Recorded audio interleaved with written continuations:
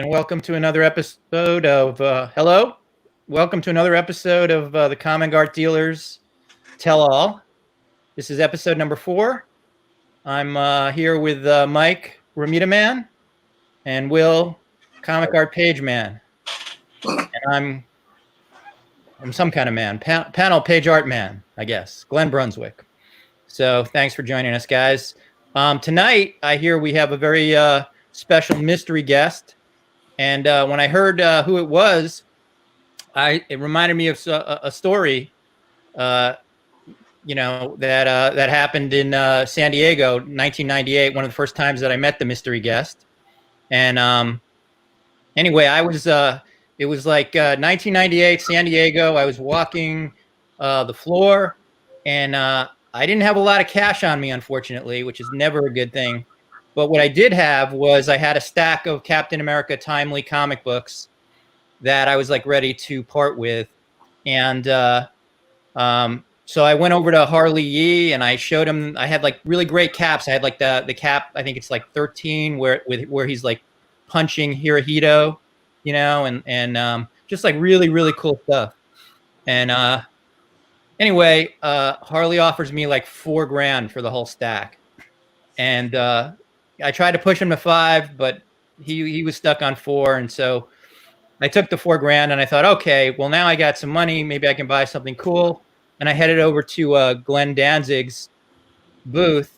And what Danzig had in those days was like you might as well have been at like the Jack Kirby house, because like he had complete stories, Commandy 10, New Gods 8, Mr. Miracle 5. He had the Avengers 6 splash with Captain America just like getting his magnetic shield by Jack Kirby. I think he wanted like $15,000 for that. So my $4,000 was not going to buy that piece, unfortunately. But one of the things he had was actually a recreation of Avengers 12 by Chick Stone for $800, which I wound up buying, and it's actually right behind me here.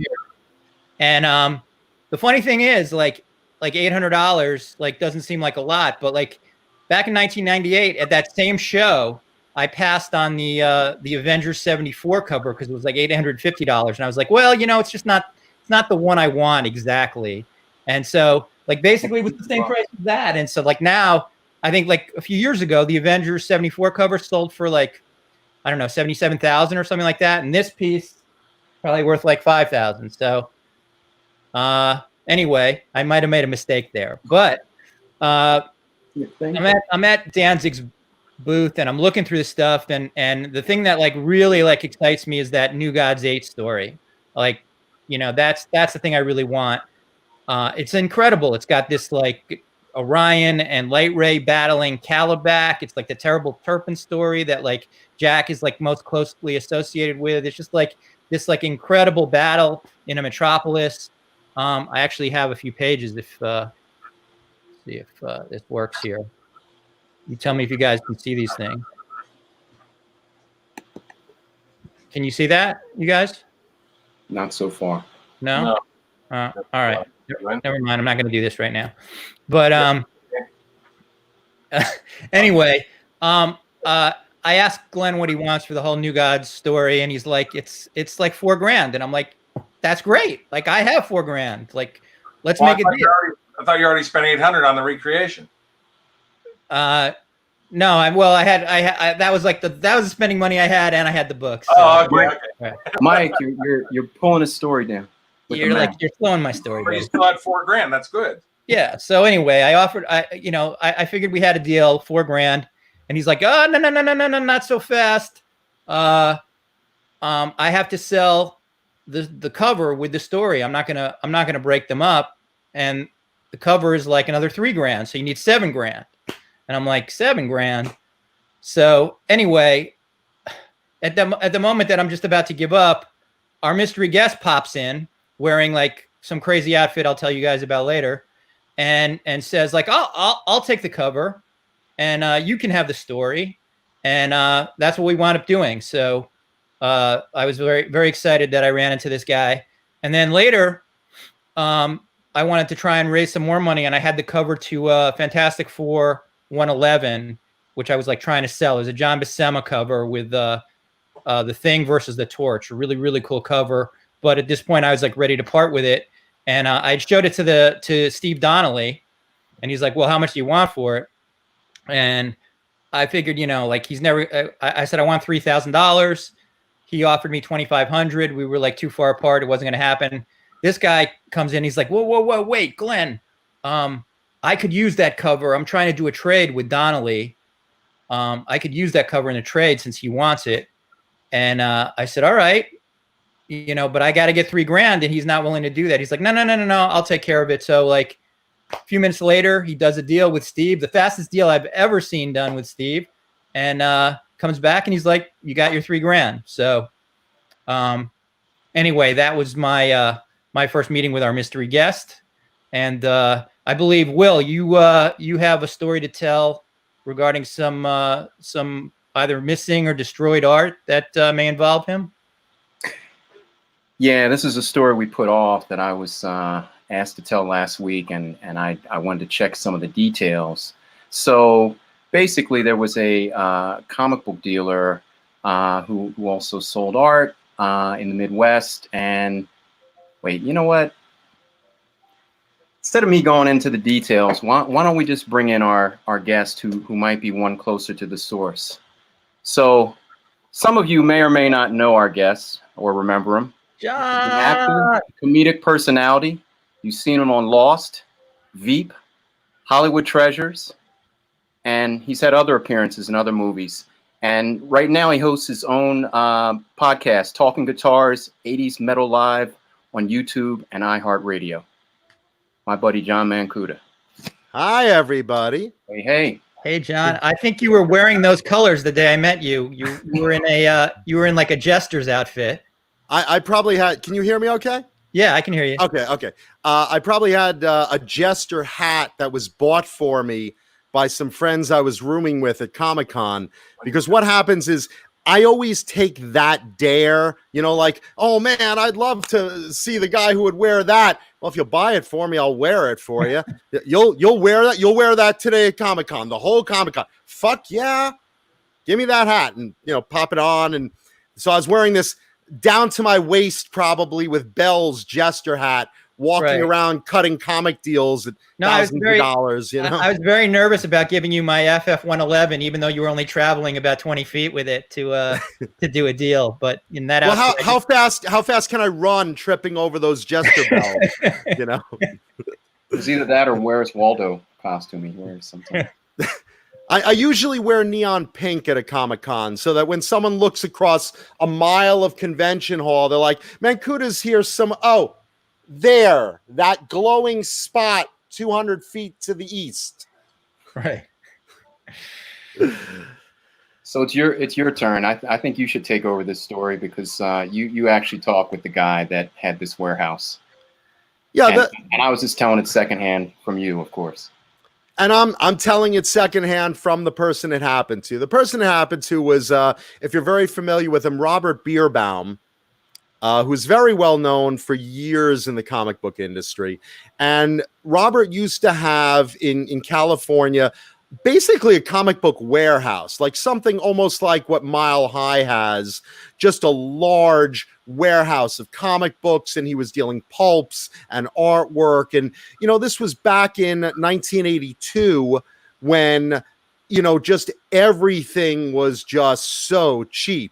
You could buy collections in bulk and things were still getting discovered. And, at that time, he was buying up, hey, I buy comics, I buy pulp, I buy toys, I buy artwork, and collections were still coming in.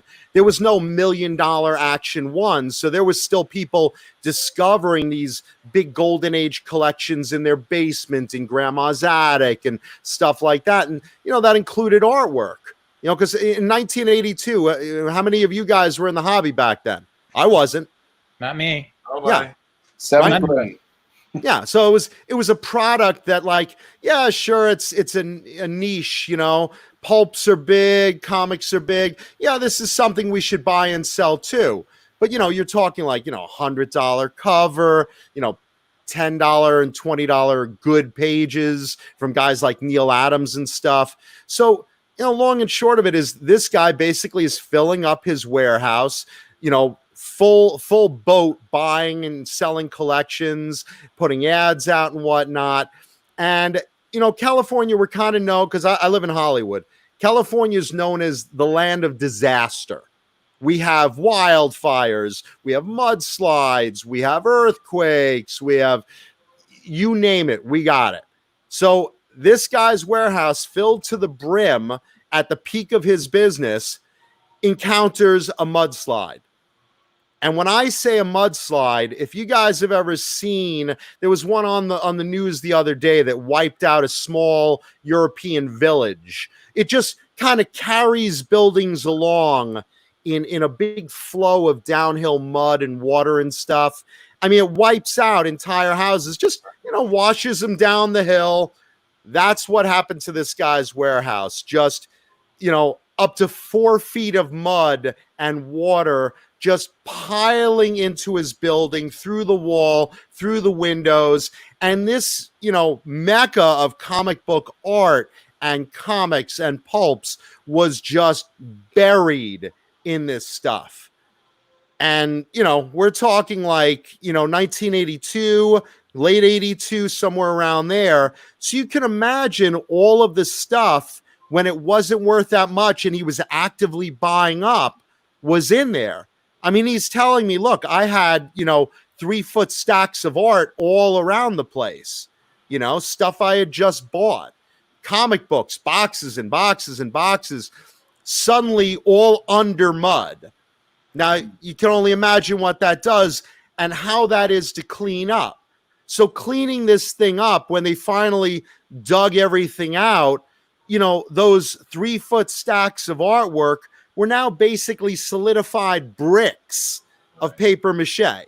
You couldn't peel a piece off without it. I mean, you guys know what it's like when you wet a newspaper, Now imagine it sitting with mud and slime and water, and it's just kind of under there. It's all sticking together in one big brick of compressed cardboard. That's not, it's like the mating season for cardboard. That's got to be worth. That's got to be worth less.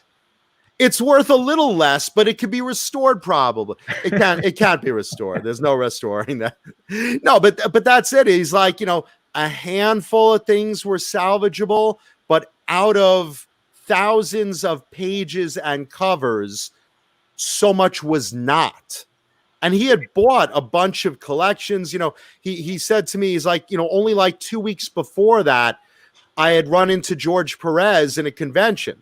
And, George had met a girl and he wanted to hang out with her. He wanted to take her to dinner, but he didn't sell a lot of artwork at that show. So he's like, hey, if I give you a really good deal, to Robert, if I give you a really good deal, will you, take a pile of pages?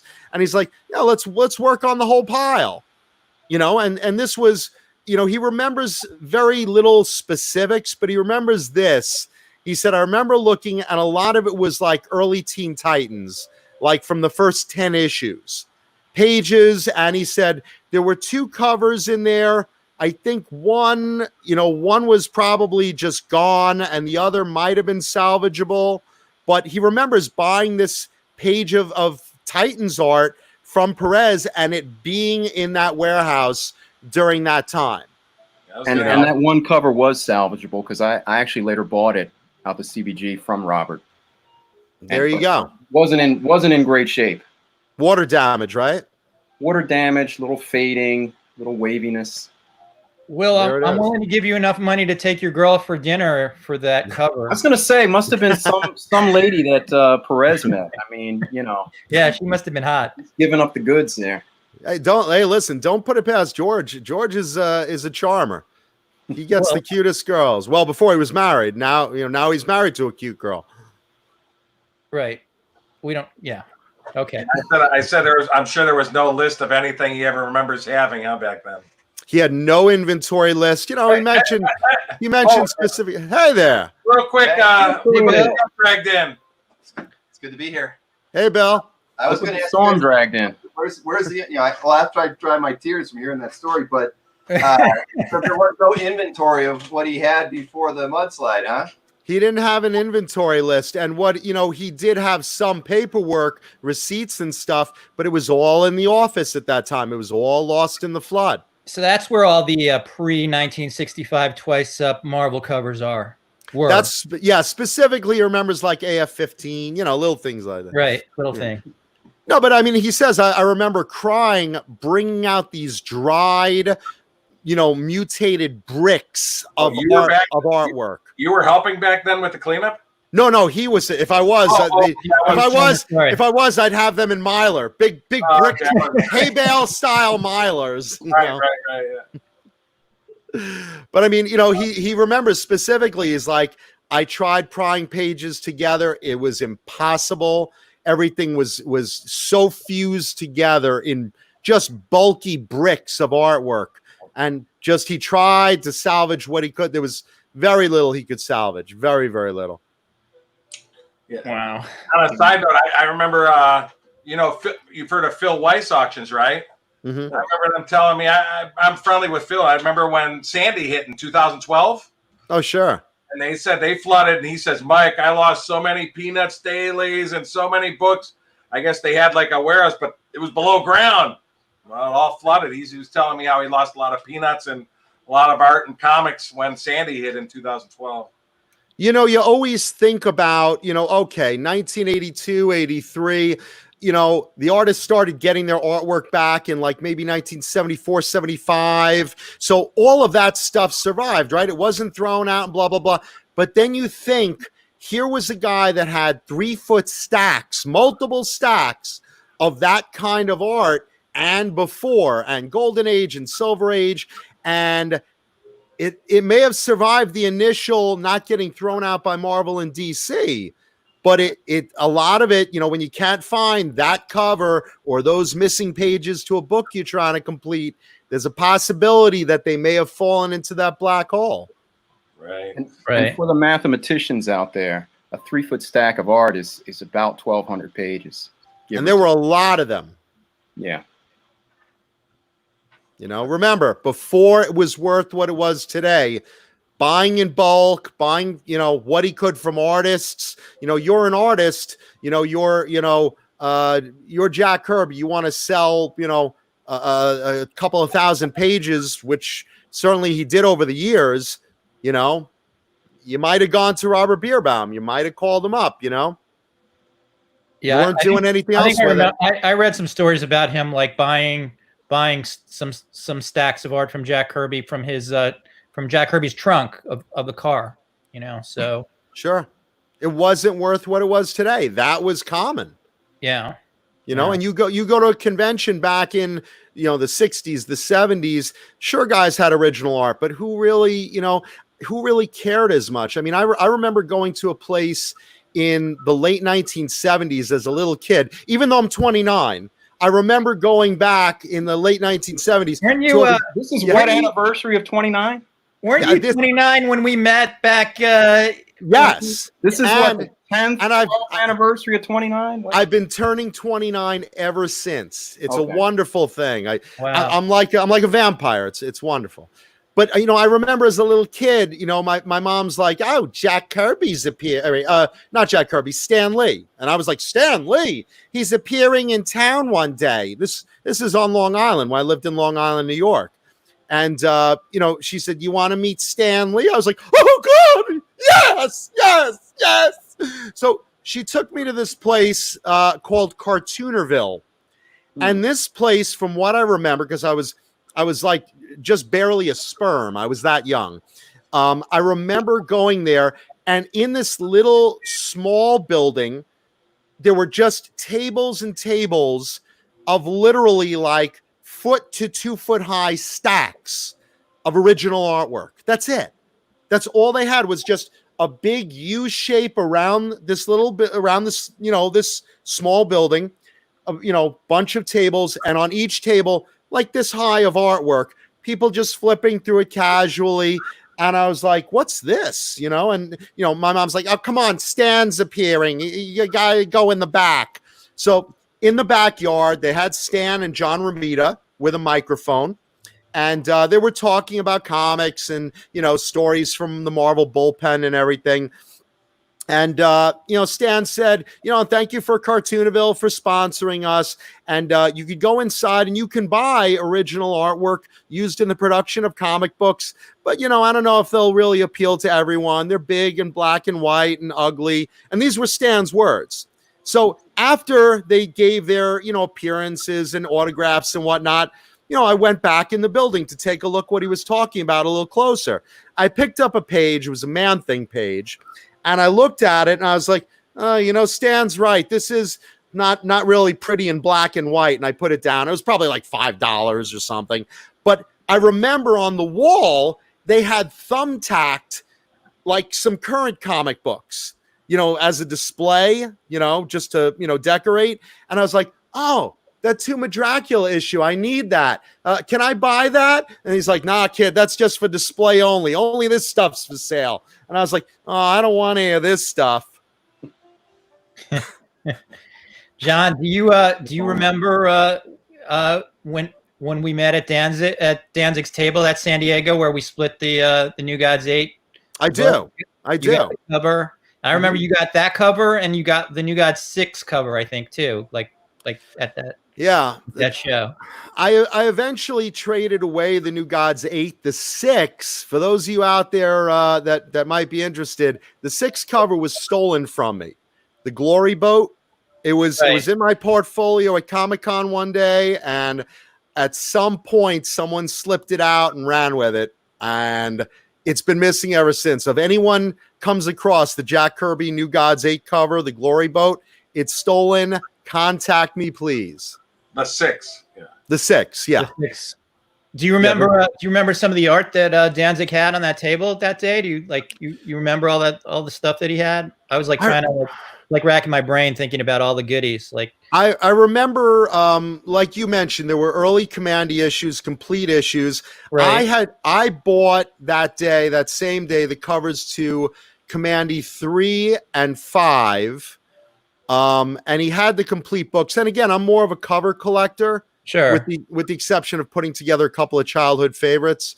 But I remember he had a lot of Jack's artwork, and he was friends with Jack and Roz. No, I know. I mean, every year he would. I mean, I think he had something like 20 or 30 complete stories, and he every year at San Diego he'd break out another 3 or 4 stories and just sell them complete. Yeah, he had the covers to Commandy 3 and 5, a few complete Commandy books, covers to New Gods 6 and 8, and as you know, the complete books. Right. I think let's see, he had some Mr. Miracle books and covers. A lot of his DC work that year, and then he had some X-Men stuff. He had I remember from I think number 50. Some Polaris artwork. He had a Ditko Spidey splash that was I think from an annual. It was like Spidey surrounded with all the little heads of all the villains. And he had a couple of random Ditko Spider-Man pages. I bought I think a page from 20. It's either 21 or 22 from him for $3,000 the following year, I think. So yeah, and again, this is when stuff was cheaper. Go ahead, Mikey. No, I just say I have my first experience with Glenn. It's embarrassing, but it's a funny story. There's that one story of suspense with Iron Man where Colin did half the book and Kirby did half the book. Do you remember? Was it 84 or something like that? Colin did the first 3 pages and Kirby did the rest. Yeah. And Kirby did the rest. Kirby did 10 of the pages. Yeah. Okay. Again, this is in the 90s. Is when I first met Glenn, and I went to his booth and I saw it. And I'm going ooh, this. I mean, it's all battle. And I go, how much is that? And he goes, 35. And I'm going wow, $3,500. I can do this, And I'm going and I obviously you know where this is going. I thought it was $3,500. I go, Glenn, I think I'm going to buy that. I just need to raise a little bit of money to get there. And he goes, okay, let me know when you have the $35,000. I go, oh. I go, okay, I'll be back. And I just walked away. I go, oh my God. And I thought it was $3,500. It was $35,000.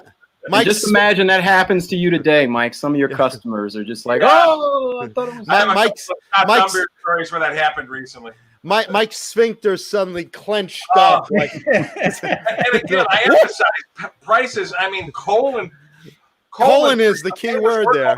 Like 300 back, and I'm going like, okay, well, since it's like per colon, Park Kirby, okay. But that.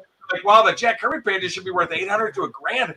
I don't know why he's selling it cheap. Maybe because nobody wants it since it's part colon and stuff like that. I'm thinking like, when we said 35K, I'm going like, yeah, that's out of my price range. If I remember correctly, that's the story that Colin got sick and they were under deadline and they called in Jack. I knew something happened. He had the flu. Most of that story is 2 and 3 and maybe 4 panels on each page because he had to do a rush job and there's he did a ton of half splashes throughout that whole story. It's phenomenal. So yeah, it's like all these half splashes and what? Yeah. What yeah, Mike it's an amazing story. What Mike didn't realize is when he saw the story, he said, the sign said half colon. He didn't realize like Glenn was asking for body parts for the story. Right. Like colon and kidney. He's like, who's kidney? What? He might have figured out if it said kidney, that was my one San Diego embarrassing story where I said, I made a mistake here. That's only one. Yeah, just one that I could think of. So John, I try and do a different backdrop every week. Does anything? I don't know how well you can see it. Does anything here look familiar? It looks like a row of postage stamps on my screen. Oh, okay. Well, let me pull something in closer. How about let's see. Is that it's crisis cover 10? No, 11. Okay, there you go. And that's the 12. Yeah, those do look familiar. They're actually copies. They're actually copies. And so you have the same ones I have now. Yeah. but this isn't when John and I first met. But maybe you'd like to take over with what we did with the crisis covers. Yeah, I mean, I should probably first say like how I got the crisis covers. Absolutely. Yeah, sure. Yeah, I mean, I'm known for that being that guy that has that giant world famous want list of stuff, that was basically nostalgic to me as a kid and everything. And I'm very specific as a collector for certain issues. So on this list, I had, all the artists and this issue, looking for this cover, these pages, blah, blah, blah. At one point I had Crisis on Infinite Earths 1 through 12, any cover. And someone told me, hey, I saw that. I heard a rumor that Kevin Eastman bought the Ninja Turtles guy bought those directly from George Perez. So I said, So I had a connection to Perez and I asked him, I said, do you remember what happened to the crisis covers? And he said, yeah, Kevin Eastman bought them all from me. I said, okay. So at Comic-Con, I make it a point to go meet Kevin Eastman. I go meet him. I introduce myself. And I said, hey, I'm hearing that you have this on my want list. And he's like, oh, yeah, I have all 12 crisis covers. I bought them from George. I said, do you want to sell them? He's like, no, they're not for sale. I really like them. I said, oh. He's like, hey, what do you have there? A portfolio of artwork? I said, yeah. He's like, oh, let me take a look. So he starts flipping through and his eyes widen. He's like, oh my God, a Miller Daredevil splash. I always wanted one of these. And this is like a favorite issue of mine. It was like 159. And it's Daredevil fighting. I think it was 159. It was Daredevil fighting Bullseye in a 4-panel splash. They're in a bowling alley, I think. Okay. So it's like 159 or 60. And he's like, man, I'd love to get that. I was like, well, I could trade you something. And he's like, I'll tell you what. How about you want to buy my crisis covers? I'd really like this. I'll sell you the crisis covers for what I paid if you'll throw that in. And I was like, okay, what'd you pay? And he's like, at the time, I'm embarrassed to say this, he says $500 a piece. And at the time, that was like kind of the going rate for a Perez cover. So I was like, you got a deal, and that was basically it. I gave him the splash and, and $6,000 and I got all 12 crisis covers. So at that point I was like in heaven. And, going a few years later, my mother wound up getting cancer. And, she was undergoing chemotherapy and things like that. And all the things that were the norm for curing cancer or trying to fight cancer at the time, they weren't working. So the only hope she had really was to get onto this experimental program for a drug called Gleevec, which was not FDA approved at the time. And she got on it, and, miracle of God, thank you, it worked. The problem was, once you got off of the trial for this drug, as it wasn't FDA approved, insurance wouldn't cover it. So this drug was only keeping you alive as long as you took it. So in essence, if you stopped taking it, she would pass away. So now all of a sudden, you're talking to this company that's trying, years from an FDA approval, and you're saying, okay, what can I do to keep buying this? And, they're like, well, it costs, I think it was like $7,800 a week or something. I mean, a week. Oh my So God. it's like, okay, dad's maxing out credit cards and a second mortgage, and this is going on. And eventually you just run out of money, you just run out of money. So I started saying, well, maybe I better start selling some comic art. Now remember, this is years later after, a $500 Perez cover was now $20,000, $25,000, like that. So, even the bad ones were maybe 10,000. So now I'm starting to break out artwork. I broke out, I had X-Men covers at the time and a lot of Avengers covers, and I'm starting to sell in a rapid fire rate to raise up, tens of thousands of dollars at a clip that is keeping my mother alive. Now, enter Will, who basically said, you know what? Let's make one big deal for the crisis. And we came to an agreement. I won't say for how much, but we came to an agreement eventually. Took for a few months. Yeah. Yeah, it took a while, but for those and a few other pieces, and I kept back a couple of the crisis covers for myself, but overall, Will got the bulk of them. Yeah. And we did that, that article in Playboy magazine featuring, the deal that Will and I did on those crisis covers. But at the end of the day, it saved my mother's life. So, How's your mom doing now, John?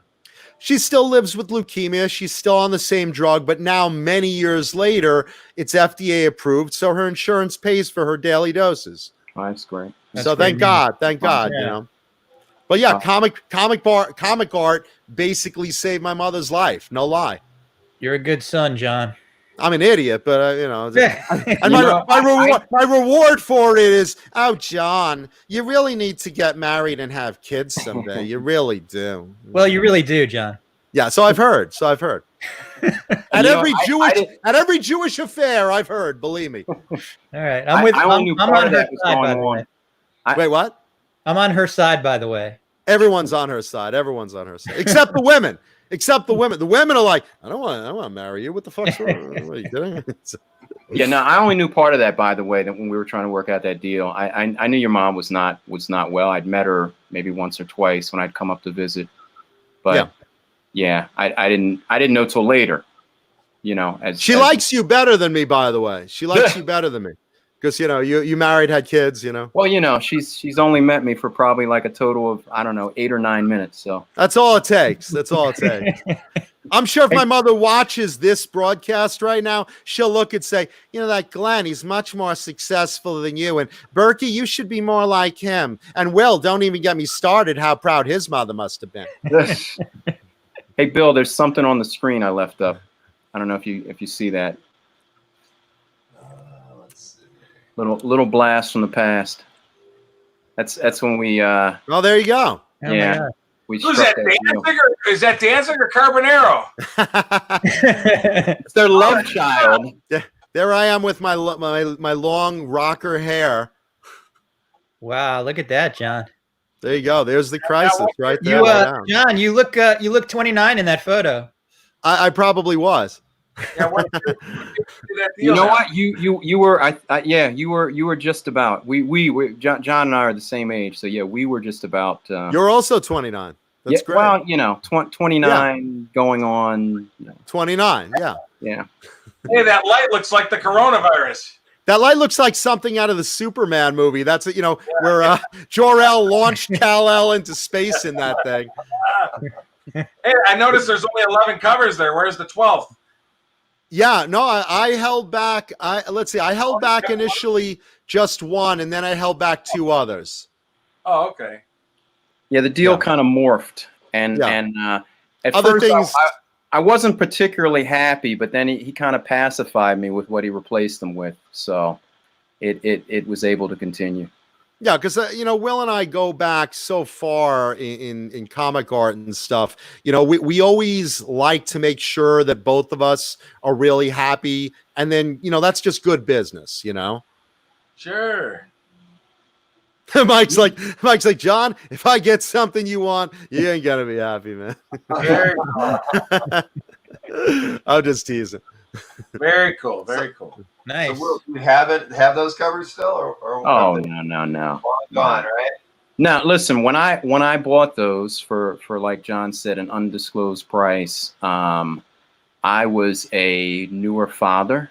I think I had just had my third child, and I knew when I bought them I wasn't keeping all of them. So I had started talking with people once I secured the deal, and arranged to sell some of them to help pay for the deal. But I did keep a couple for a while. There was the 12 I kept for several years until someone pried it out of me. But no, I mean, I knew it was a great opportunity. Ironically, I don't think I read Crisis when it came out. It was like right at the tail end of my like sort of active comic book collecting. So they weren't so much nostalgic to me, but I certainly recognize how important they are. And like John said, he held back a couple, and I think we actually replaced some of the Crisis covers that I wanted to get all 12, but the ones that you didn't sell me, I think we replaced them with New Teen Titans covers. It was other Perez stuff, yeah. Yeah, and maybe even one or two other Perez covers. Maybe an Avengers or something. Might have been an Avengers or JLA or something, but it was actually stuff that I read and was nostalgic to me. So I mean, that's made me, made the deal work for both of us.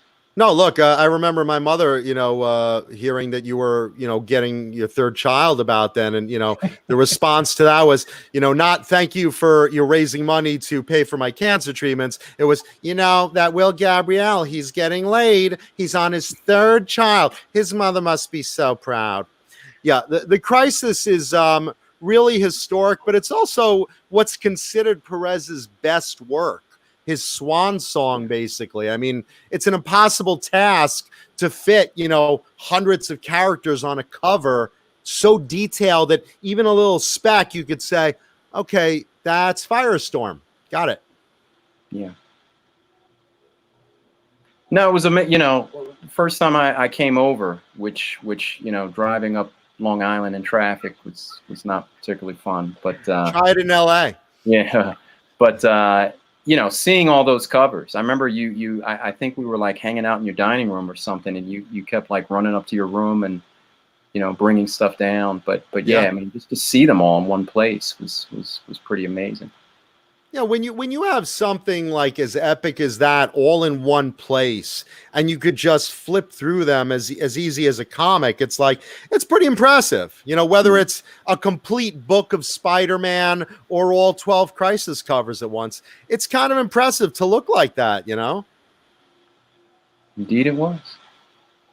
So, John, how did you go from the kid who didn't care about the comic art at the Stan Lee talk to getting into comic art, Miller and Perez and whatnot? When did you start doing that? What turned you on to it? There was a point where in the early 90s, I met Keith Fromm, Keith. And, he was always saying, John, I'm telling you, this original art, this is the stuff to have. And I'm like, yeah. And I never really looked really close at it. But I got to a point where a buddy of mine who owned a comic book store on Long Island had someone walk in and said, do you buy original comic book drawings? And he said, well, yes, we do.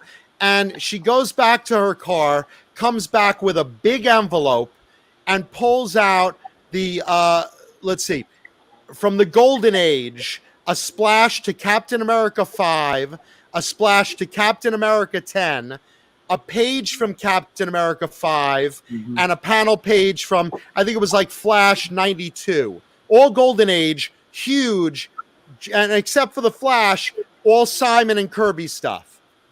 And my buddy buys it, for probably like $2,000 for all of it.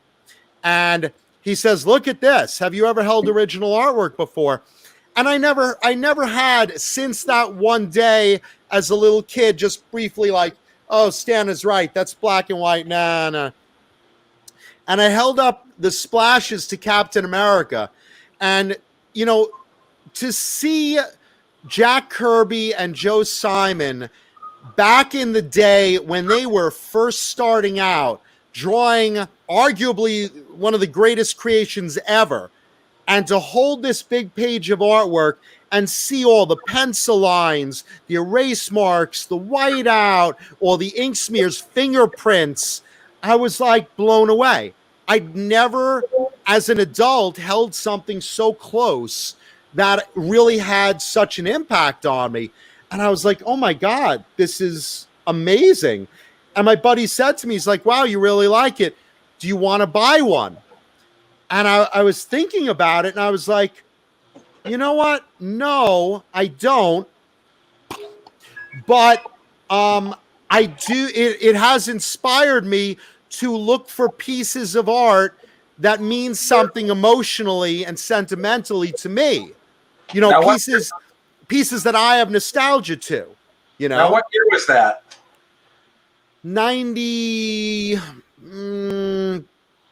probably 90, 92 maybe. Wow, that late. Wow.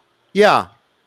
That's And yeah, and I mean, but it started the ball rolling of me thinking, okay, if there's one piece of art for every comic book page and cover that's ever been drawn, assuming it all survived, what would I want? What would appeal to me? And again, I started with covers. So I said, okay, let's go through my favorite books, this one. I started making that want list. And I said, well, I'll probably never find all of it, but let me cast a wide net of all the ones that I liked as a kid and see if I could find that to these books. You used to argue with me when we first met that when you were trying to put together basically the Perez era of Avengers covers, which was basically like a 40 cover run with a few exceptions that weren't Perez, obviously.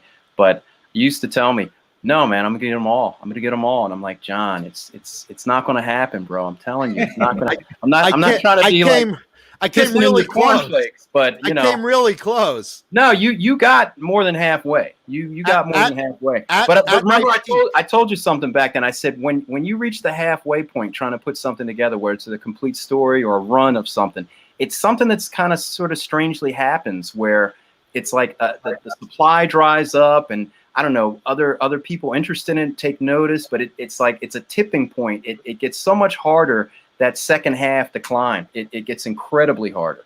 Well, and that's what happened. You used to say that about Twice Up Bermuda Spider-Man pages. You wanted to get them all. You were like, I want them all. I always told people always said, why did you sell all your covers? I always said, I go, you know what? Ramita did over 100 Spider-Man covers, but he only did 300 Twice Up pages of ASM, 39 to 53. I said, I'm concentrating on those 300. They mean everything to me. And I said, that's when I got rid of covers and everything. I said, covers are okay, but the story is where it's at. Because at the time, remember, covers were the same price as a whole book.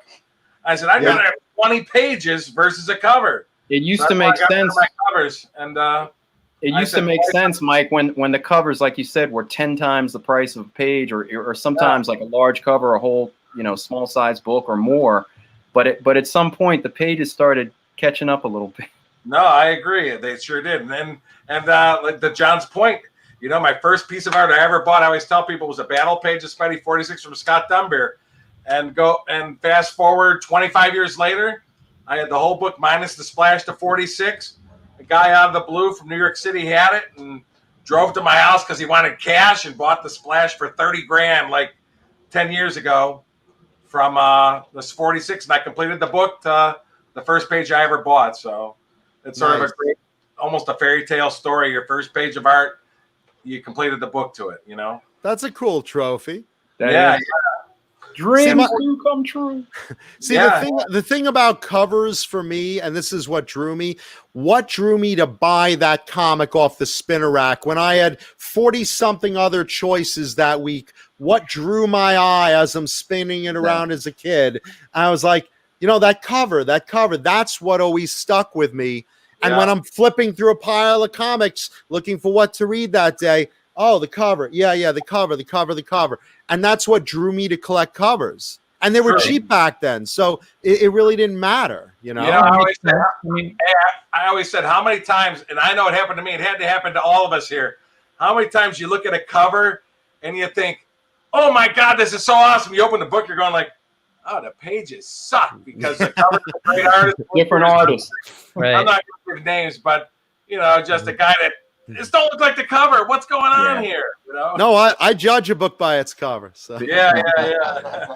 Big disappointment. I remember those days looking at it going like, this guy don't draw like Spider-Man's supposed to be drawn or whatever. Like, what the heck's this? Don't look like the cover. Romita would do the cover and somebody would do the interior. I'm going like, ugh. No, you know. Yeah, but you know, at least with Spidey, Romita's Spidey. I mean, a lot of those interiors are Romita, or they're Heck Romita, even John Buscema, who was sort of aping Romita with the inker, and you know. I'm saying even like later in the 70s when he was. Well, yeah, that's. But I'm saying like he would still do covers and stuff like that, and different guys, you know. I'm thinking of 60s because I know you concentrate on 100. So, Right. Yeah, and look, there are favorite issues I have that I am putting the book together, you know. Sure. So there are pages I'm looking for, but if you look at my want list, it's like this, you know, this many, maybe 10 books I'm trying to put together of pages, and probably about 300 covers I'm still looking for from like 75 to 85, you know, that sweet spot, you know. John and I used to say are we crossing swords, because our want lists were sort of similar. Although I think yours was started like a couple years earlier than mine. Like you said, you go back to 1975, whereas I pretty much didn't start. I don't cognitively remember most books until late 76 or early 77. So you probably start a little earlier than I do. But yeah, we would cross swords and sometimes had to decide. Okay, no, I'm going to get it. No, I'm going to get it. And we would throw in as a term of the deal. Some deals we did. Okay, I need to throw in something. How about I throw in, if this ever shows up, I will stay away from it. Yep. And I will point you toward it. And we would do that. We would say like, okay, these 4 books are on both our want lists. We're both strong contenders if it comes on eBay. Let's not kill each other bidding against each other. Let's, you know, hash it out and say, okay, you go for those 2, I'll go for these 2. And if we ever see them, we point each other toward it and help each other out. That's a big factor of this hobby, is the allies you make, the friendships you develop. That's the best part of the hobby. But it really helped a lot of my collecting. Many things came to me from friends and allies that, you know, you help each other out one way or the other. You point someone towards something, they point you towards something. One hand washes the other. Reciprocity. People, networking is everything. Absolutely. It is. Especially before the internet, you know. Oh, yeah. So phone and meeting at shows and phone calls and things like that. Networking meant the world before the internet was around. Well, look, before the internet was around, if you remember, and I know you guys talked about this on another episode, CBG. For those of you that are too young to remember it, a newspaper for collectors that had a big classified section in the back, and you could subscribe to it and get it weekly, for whatever, $30 or something. Or if you paid $1,200, they'd overnight it to you every week. And that difference of a few days made all the difference in the world of getting something that appeared in that classified. Because, it's only one of everything, right? So we all lived on the classifieds back then. I used to split costs with a buddy of mine, And literally the thing would arrive. We'd stand outside for the mailman. He'd see us coming. It was like Dino to Fred Flintstone. You know, we'd run to him, tackle him. Where's the CBG? I have it certified. Never mind. Where's the CBG? And we'd literally rip the thing in half. He would take the Golden Age section. I would take the original art section. We'd scan, and we both start making phone calls, buying shit. And as soon as I was done, I got on the phone with him. I'd call Will and say, hey, there's something in CBG that just appeared, I think is, you know, that you want. Yeah. And that's, you know, that was back in the day, pre something showing up on the internet. That's how we found stuff. Yeah. Good You know, it's funny. It's funny. That was our Bible. Just like thinking about what you guys are saying, like, you know, I talk to a lot of collectors that are like, you guys are so lucky because you started so long ago, and none of them realize how much work we all put in, like with the networking and with, you know, like that. This was like a full-time job for all of us. I mean, you know, a hobby, if you will. Overtime. It was a lot of work. I mean, you know, we instead of texting, we actually had to talk to each other on the phone, and you know, phone calls were like, you know, a half an hour, and then you'd call somebody else, and it was like I just remember it really being like it was a lot of fun, and we got a lot of trades done and found a lot of artwork, but it really was a time where you put in effort and you found stuff, and you had friends and allies that helped you do that. But absolutely. But it wasn't like we were just lucky that we were in the right place at the right time. We all worked for it, you know. And I think that made all the difference. Yeah, I think that's we something were that people don't really understand. We were also at a time where there was not market data you could see from auctions or whatever. I can't tell you, well, you guys know, but you know, people out in the audience, I can't tell you how many times where maybe I'd call up a friend and say, hey, what do you think? Should I buy this for this much? Are you crazy? You're never going to get your money back out of that. That's way too much. And you know, if you love the piece, you take a chance. But sometimes you were paying what other collectors thought was 2, 3, 5 times what something was really worth. And even though hindsight, it looks very, very cheap now, but you know, back then, some of these numbers were scary. I consider myself single-handedly starting the ball rolling on the prices that started in the Bronze Age, because when I started collecting this stuff in the early 90s and I put out that want list, dealers were laughing at me. Why do you want this stuff? If you remember, in 1993, there were not a lot of bronze pieces on walls. It was Silver Age and stuff like that. Literally, Albert said to me, he's like, I don't even bring this stuff to shows. Why do you want this? I said, because it's nostalgic to me.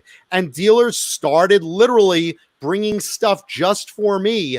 And then suddenly I started noticing the more I advertised for this stuff, the more I'm buying for this stuff. People are like, hey, that guy's buying all the Perez Avengers covers. He's got like 28 out of 40 of them. Wait a minute. He's got 28 out of 40 of them. I want one. Well, wait, I'll pay more. I'll pay more. Suddenly dealers started raising prices. Yeah. And I remember, like, you know, once getting made fun of because Saul had a Defenders cover that he had priced. Normally it was like $400. He had it priced at $800. He's like, well, someone will want it. There's a guy going around buying up bronze covers. And I show up at the table. I paid $800. He's like, see, that guy's an idiot. He paid $800. And my friends were like, what in the world are you thinking? $800? That's crazy. And suddenly you started noticing I'm buying up a lot of stuff. I was going to Comic-Con with a bundle of cash. I was walking out back then with a stack of artwork this big every year. And suddenly people started to take notice. Holy shit, this stuff is getting more and more in demand as it's drying up and showing up and getting bought up quicker and quicker. And there you go.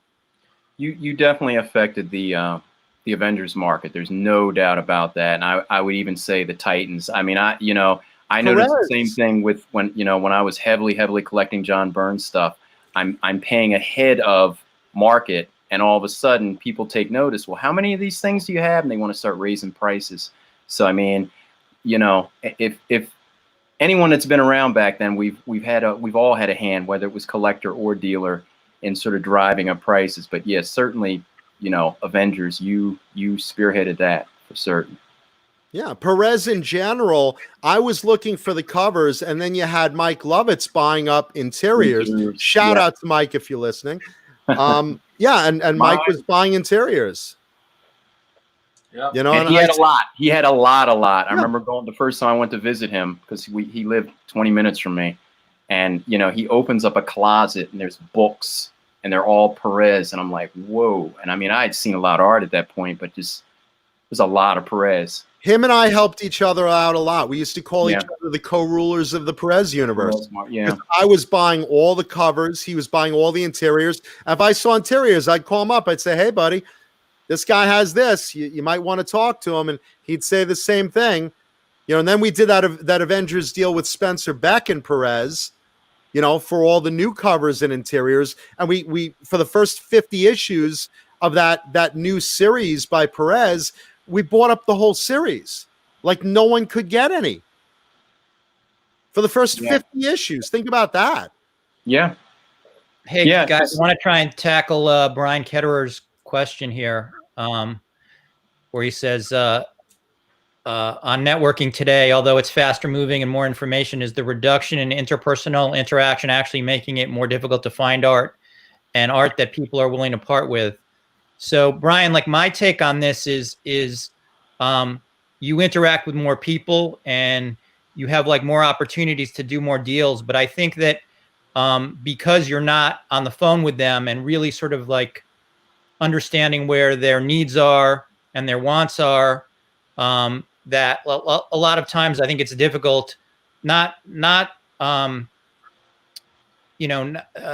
to basically sort of like come to an understanding. Like I think the main problem these days is just values, like sort of agreeing to, like what I think something is worth and what the person I'm trading with thinks something is worth can often be like mind-numbingly shocking in terms of how different our valuations are. And I think that because we're not on the phone and we're just, somebody gives me a value and I'm like, oh, that's crazy, or I'll give them a value and they'll say that's crazy, because we're not on the phone and we're not really discussing issues.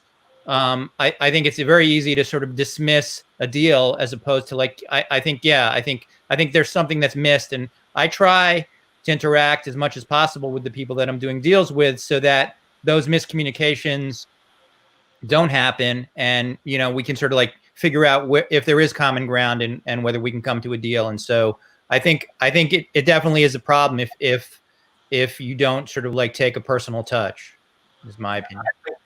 I agree with you. I think when you're at a con, it's way easier to do a deal when you're face to face. And I think seeing the art with you, I just think it's easier to get deals done face to face than over the internet by far. Because you're seeing the art, talking and negotiating. And I think sometimes the internet is very non-personal, and sometimes deals don't get done. I think over the face-to-face is easiest, phone is second easiest, internet is the hardest way to do trade deals. Right. Cash deals is not hard. Yes, I'll pay it, or no, I won't. But trading, I think face-to-face is by far the easiest way to get deals done, as we know from back in the day. So I agree. You want to say something, John? Well, go ahead. You go first. No. I was going to move on to the next question. So please. Oh, okay. Just addressing this real quick, and basically something that Mikey said. Absolutely, in person is always preferable, and trade definitely in a lot of cases gets you to a place that cash doesn't, because the saying is cash is king, and a lot of times it is.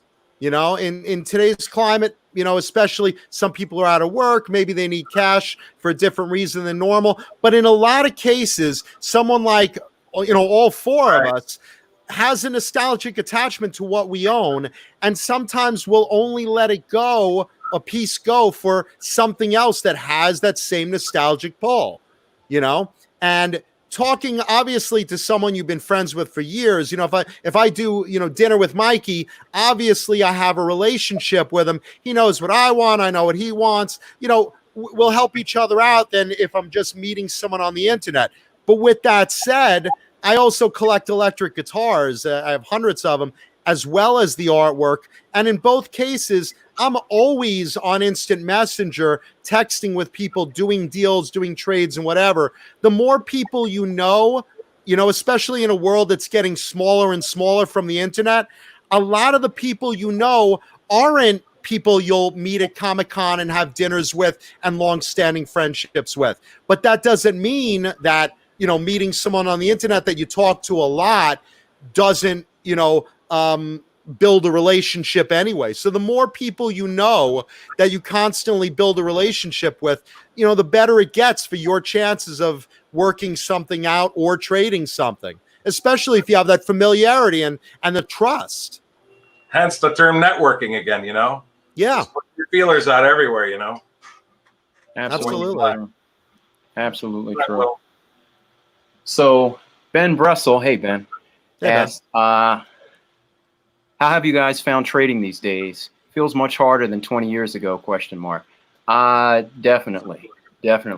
Part of the problem with trading of any sort is that you'll find, whether it's dealer or collector, I mean, dealers get a bad rap, but whether it's dealer or collector, most people try to maximize the value of their trade. And what are they looking at? They're looking on the internet. They're looking at heritage results, Comic Link results, eBay results, et cetera, et cetera. They're looking at what I sold something for, Mike sold something for, Glenn, take your pick.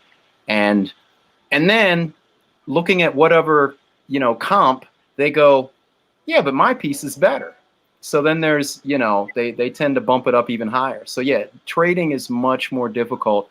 I mean, we knew this years ago as prices would continue to rise, doing deals would get harder because, it's one thing when you're picking up, a cover for, I don't know, $500, and now that same cover is $15,000. Well, if Mike was selling me a cover that's worth $500 for $450 because he was giving me a break, it's $50. What's that between a couple of friends? But if now the cover's 15 grand, he doesn't want to sell it for 10% less, probably.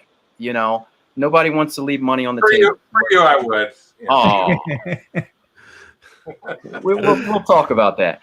Yeah, I mean, I think it really, like, as I was saying before, it comes down to valuation, and how do you get to a point where both parties agree that the valuation is equal, and when you're talking about a dealer, also you sort of feel like, well, if I'm going to do a trade and I'm not getting cash in the deal, like, where is my, what am I getting out of this? So is the piece that I'm getting more desirable, less desirable? If they're equal, it's really hard to do a deal because there's no motivation, there's no incentive for us to make a lateral deal. So I think when collectors come to us and they want a piece of artwork, they have to keep in mind that it has to be a deal that's going to motivate us enough to say, like, okay, well, it's not a lateral deal, it's slightly in my favor, and that's why I'm in business, and I think that's where the tricky part is when it comes. See, that's where the collector with me comes in, because sometimes I do make the lateral deal because the piece I'm getting, maybe it's nostalgic to me, I'd want to pick it up. So I mean, that, which is not good business practice, by the way, but it's why you even become a dealer sometimes. Absolutely. I do lateral deals all the time to get fresh stuff in, all the time. Well, that too, but I'm not disagreeing with you, Glenn. That is true. People do need to realize that, but I'm just saying sometimes that is the incentive. It's not even the monetary gain that right. You're able to pick something up. Yeah, I mean, if it's a collection piece, I don't disagree with you guys. I just think that, well, and yeah, if you're getting a fresh piece that you feel is more valuable to your inventory, I can see why you'd want to do the deal. But if you don't feel that way, then of course you're not going to do the deal because where's the benefit? Yeah. Selling a piece and selling a piece of inventory is two different animals, I think, for all of us, Sure. Definitely. I mean, look, my collection, I'm not selling it. I don't need to sell it. I'm not going to sell it unless I get, a price that makes it worthwhile in cash or trade. That's what I always tell people. They always say, "Can I get this out of your collection?" I go, "Yeah, but I'm not going to lie to you. It's not going to be cheap if I'm selling it." But I have something on the website. Well, that's a different story. I can be more lenient and work stuff out. You know. I have two trade piles. I have one that I bring specifically to use for trade, that's expendable stuff that I bought for trade. And I have a trade pile that's stuff that I want to keep in my collection, but I'll trade, issue 18 of Star Wars if I could find issue 8 of Star Wars. So something that is open to upgrading certain things in that pile, And, I also want to point out, you're mentioning valuations of something you see at Heritage or, trying to figure out the value of your trade. You also have to beware of flukes. I bought a Justice League cover at Heritage that was like super high on my want list. So I got into a heated battle with someone that I would never pay as much as I did for that cover as any other cover on my want list of Justice Leagues. So there are flukes that, sometimes it's just that one cover someone has to have that, raises the bar that everyone's like, oh, well, my Justice League covers must be worth as much as that one. It's just as good. No, that one collector wanted that one example that was so high on his want list. It was a fluke. So you have to, consider that. And absolutely. And this is where experience comes in. This is where we tell people, hey, really learn. Just don't read off results, because that is very true. Understand. And that's where interpersonal relationships come in. Understanding the motivation why so-and-so bought this piece. Because I know what Justice League cover you're talking about. And you're right. You probably wouldn't pay that for just about any other. But that one was pretty important. And I think I know who the underbidder was. And I could say the same for him. That was a very special case. And, you can't base an entire market on a snapshot. I tell people all the time, auctions are a snapshot. What something went for that day, whether it's high or low. There are pieces that underperform sometimes. And, people go, oh, look how cheap this went. They're not worth as much as some people are saying. They may be worth that. I know where a burn cover went really cheap. I sold it to the guy that put it in there. He took quite a loss on it. I felt bad. But, 3 of the people that planned on bidding on it, one guy was stuck on the tarmac and he had no service on his phone. I mean, there were like all these extenuating circumstances why there were 3 bidders that didn't participate. And all of a sudden this thing goes like half of what it should. Could you imagine being that guy on the tarmac and you're there like, oh my God, my grail. Oh my God, come on, 1 bar, come on. Dude, my phone, it wasn't even my piece at that point. My phone was blowing up during that auction because people were getting like upset. Can you believe how cheap this went? And I saw, back. It went. What title and issue are you allowed to say? It was Burn Fantastic Four cover. It was the cover to 256. Oh, okay. If it was really that important, he shouldn't have been on the tarmac to begin with. I mean, where is his priorities? He flew in to bid live. I mean, the guys in the medical community might have had a call, but hey, he should have told the patient, wait. I guess thing to bid on. The guy's doing CPR. Come on. I got an auction. Come on. Breathe. Hurry. CPR to his phone is what he wanted to do. You saved my life. You cost me my piece. I'll kill you. Just real quick, that happened to me last year. There was a Ross Andrews Spidey Splash in Comic Link last December. I wanted it so bad, and I treated my whole family to Sound of Music or something at this thing. In the middle of the play, I'm going like, I think I can bid in the middle of the play on mute. I tried to bid, and it didn't go through. And it sold for a song. Everybody's going like, and I didn't get it. I'm going like, why in the hell didn't I go out in the hallway and bid on this thing? And I lost out on a real nice Spider-Man splash page, but I was at a play. How was the play, Mike? Was the play any good? The sound is Mike, you're out all the freaking time. Yesterday I called you because this guy was like not returning my email, and he's at the freaking pool when I hear like a party going on. Yeah. I had to strong arm him a little bit to get him to agree to a deal. What the hell? I needed some sun. I've been indoors with this coronavirus. I finally got some sun yesterday. Hey, I just want to recognize in the comments, Larry Wilson, he had said a while ago, the problem is they're not looking at results quite often. They're looking at asking prices. And that is quite true. Great point. I think that's what we're saying also, but no, that's it's a good observation, and it's very. But you know what? You know what else? Mike's story brings up a really great point. You know, and again, not a dig on you, Mike. You know, you were no. Hear me out. You were at a play when you knew a piece was coming up that you wanted. A lot of us, especially me, if I know there's something at auction that is on my want list that I must have, literally, I remember a time I still get teased for it from a buddy of mine. If you guys remember one of my ex-girlfriends, I won't say a name, but really long blonde hair, kind of booby, stripper for a living, very, very pretty. You remember me bringing her to shows? Okay. Okay. No? Okay. Good. That might fit 1 or 2 or 3. John. Yeah, I know. Technically, yes. But this one girl, literally, she's like trying to distract me. And I'm sitting there watching the screen on eBay, counting down to a cover that I wanted. And she's like, you have an hour. Come on, let's fool around. And she's like literally taking her clothes off in front of me. And I'm like, stop. And my friend is there. And my friend, of course, is just like, are you stupid? Are you stupid? He's like, I said, here's $50. Take her out to lunch. Go buy her lunch. And literally, I just sent them off to a restaurant. Because I didn't want to go. I wanted to win that piece. That's devotion. That's what gets your art. There was John, still an there hour are to kids that go. watch the show, just so you know. There was still an hour to go. I'm sure she has a kid herself by now. And your mom's probably not happy. And your mom's not my mom is watching this show right now. You're such a disappointment. I should have had another kid. You're such a disappointment to the family. How embarrassing. Mike, you should have my mom on as guest next week. It's all over the house. This terrible artwork and comics and guitars. He's such a hoarder. It's terrible. Yeah, text us your mom's number. We'd like to get her on. Every other guy has it, so you might as well. Oh, yeah. Sorry, Mom. What did you say, Mike? You said something. What's that? Wow, if you don't remember. Oh, no. I said he was saying this was an hour. I go, a girl's stripping? You said it was an hour before the auction ended. I'd still let her strip.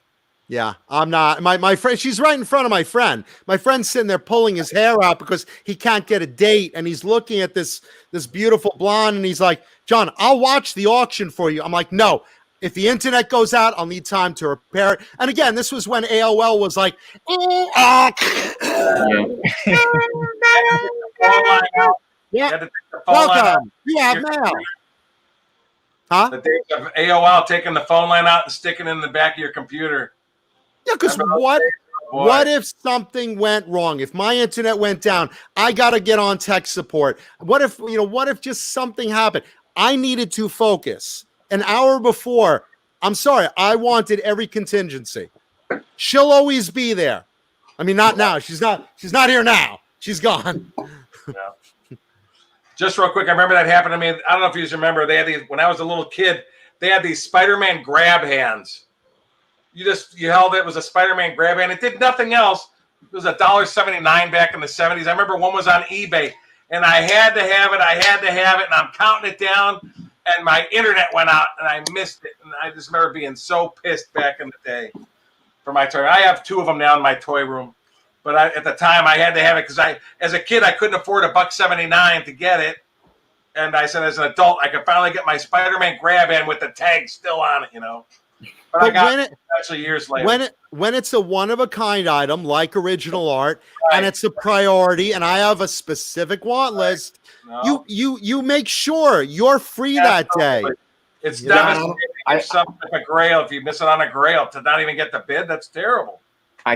I don't have as colorful a story, but I definitely can relate. I've been in the same situation not with the stripper, but similar situation, and yeah, some things take priority, and you might piss off people in your personal life on occasion.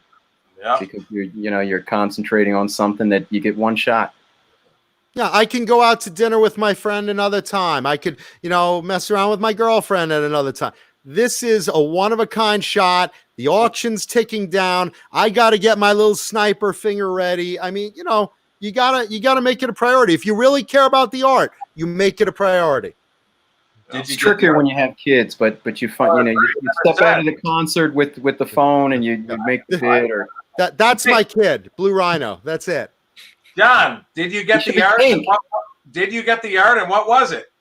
It was a Deathlock cover, and I did, and someone bid me up a lot, and I was like, "What in the why'd it go for so much money?" Was it And by it You was found out actually it was your stripper girlfriend. it was right? a buckler. Yeah, I know. She's on the. I'll show that bastard. I'll show Yeah. him. No, it was actually another friend of ours. I won't mention his name, but he called me later and he's like, "Did you win this cover? Because I was bidding and someone was going crazy, and you're that stupid money guy, so you know." And yeah, it was a buddy of mine, and we drove each other up. But I got it. I still have it. All right. So it was worth it. It was worth losing the girlfriend over. I didn't lose the girlfriend. Over. Oh, okay. No, I sent her to lunch. She had a nice lunch, and she was like, you care about that artwork more than me. I'm like, no, I just care about that artwork enough to send you to lunch. All right. It wasn't a loss, it's a postponement. Yeah, I'll tell you something. I don't like losing things because I always have a saying, I've never, ever regretted anything that I've bought. But I have so many things that I regret passing on or missing or getting outbid on. And some of them haunt me these days. I have the worst luck in the world with the Silver Surfer. As a character, I love him. And I have the worst luck obtaining the artwork. I'll go down the line. Wait, this is good. I had the chance, first dibs, to get the cover to Fantastic 455. My buddy, who was rooming with me at Comic-Con at the time, just cut a deal for it, had it in the room, and said, hey, I'm going to sell it. And there I am at the room with the cash. I had enough cash to buy it. I could have bought that cover. But I said, no, I'm going to wait for other stuff on my want list. And I passed on that. Then another Comic-Con, Silver Surfer #1, the cover shows up. And I look at it, I'm like, well, it's slightly altered, different from the original cover. No, I'll pass on it. Then another time I'm walking by and two dealers are trying to cut a deal for the Fantastic 472 cover. Big image of the Silver Surfer I liked. And I'm that guy. I don't want to step on toes. And they're trying to negotiate. And he says, well, put it on hold for me. I'll see if I can raise money by the end of the show. Now, I could have, because I had the money on me, I could have snaked him. I could have walked up and said, all right, here's that much money. I have it, and walked away with it. But I'm not that guy. I remember that show. Like that cover was $50,000 is what the guy wanted. 35. 35 is what it sold for. But right. 50 was the asking price. And Wow, the person you're referring to was negotiating with him and eventually got it for 35. Yeah. And he didn't have the money at the time. So no, he literally said, can you hold it? I'll try to raise the money. Right. Now, he got the money at the end of the show. You'll be happy to know. I had the money. You'll be happy to know he put it in a beautiful frame, though. I know he still has when it. He showed, and I'm friends with him. I went to meet him in Rhode Island to do a deal, and he goes, oh, let me show you a couple. And he pulled it out of his tray. It was in a beautiful gold frame. I was like, you left this in your trunk? Yeah. And then another buddy of mine sells the Silver Surfer 1 Splash, and he says, hey, if you want it, I'll sell it to you before I advertise it. I was like, no. And it never worked out for me. And the one cover I really wanted with the Silver Surfer was the 13. And by the time that surfaced, it was like so much money. It was like more than I cared about it. So, whatever. But it's like, these are things I passed on. And now, mind you, I'd kill for half these pieces, especially the Surfer 1 cover. And, it was like, I didn't buy it because it was slightly edited in the published version. What the heck was I thinking? And we've all had that. We've all passed on stuff. A friend of mine owned it for years. I've seen Surfer 1 many times, and I remember when he sold it at a hotel room in Philadelphia. But I mean, I was, I'm sorry to say, I was sort of jaded. Like, oh, Surfer 1, I've seen it. I've hung out with it. I've had lunch with it. I'm just like, whatever. Will, I remember discussing this with you because you and I were talking about it. There was a time when I thought maybe I'd go after it, and you and I were concerned because it looked different that there might be like another cover out there, and we weren't sure if that was like, I mean, now we realize that was the actual cover, the actual Yeah. printed cover, but you know, we were afraid that, you know, you put all this money into the thing and then maybe there's like another one. And Well, there was a long-term dealer, you know, been around longer than any of us. I won't say his name, who had said there was another version out there, but I don't think that was true. I'm not sure why he said it. I don't want to ascribe anything to him, Right. but yeah, that is indeed the original cover. sure. If there is another version, it's mostly stat with maybe a little bit of touch-up art or something on it. Oh, Right. and the two cover. Real quick, the number one. I actually owned the one cover. I bought it for $18,000 in the early 2000s, and a couple months later, somebody offered me 30. Boop, it was gone. And That that was was what it sold for. Because it sold for like 20 or 21 before that. I could have had it for 18. Yeah, I Yeah. bought it for 18. Yeah, and the two covers another one. Somebody paid me 30 for it right after. Yeah. The two covers another one I like the published version of. And if you remember, you know who used to own that. It was all stat on top, and there was original art underneath. So the owner got it restored to the original artwork, which was a completely different image than the published cover. So it meant nothing to me. Right. And the surfer was much smaller on that, it was on the stat cover. They blew up the surfer. So I guess that's the reason they did that. Yeah. That's how the 6 was. I bought the Surfer 6 cover early Right. on, and the Surfer was a stat, but you could see there was artwork underneath, and they had like tilted them slightly. But the problem was the artwork underneath, because I thought, geez, I'll get the stat removed. I'll have this like beautiful image. They had inked over like one of his hands and one of his feet. So it was like, you could have removed it, but then you would have had to stat the hands and feet and like put little stats on, it was It's like a green screen effect. Yeah. Unfortunately, a surfer cover that a dealer friend of ours has, I don't know how he fixed it, but that had that on it. I bought it at an auction, and I lifted it up. Half his body is ink, black ink, and the auction house never disclosed it, and I returned it. It was like 10 grand years ago, and Which cover was that, Mike? what's that? Which cover was that? I don't want to say because I don't want him to feel bad. All right. It's a surfer cover, so There's some curse around the surfer. no, a lot of them have condition issues. A lot of them do have I'm condition saying issues. the surfer underneath it is a stat, and underneath it, half his body is inked. And I returned it, and now the stat's gone, and the art looks perfect. So I don't know how that happened, but it must have been a great restoration guy. I used to own the 8 cover, which had no condition issues, but it was the surfer fighting the ghost pirate, and I was like, who cares about this? It was like the worst villain he ever fought. Yeah, That was, Scooby-Doo villain. John, It's that still, was Silver that Surfer. was the 9 cover, not the 8. huh? That was the 9 cover. I sold it to you. Was it 9? Okay, Yeah. yeah. You're right. It was the 9. Oh, But so it you was bought like- the crappy cover. Huh? You said it's a crappy cover. Yeah, it was. I mean, you're fighting the only 18 of stupidest them. villain. You're fighting the stupidest villain the surfer ever had. Yeah.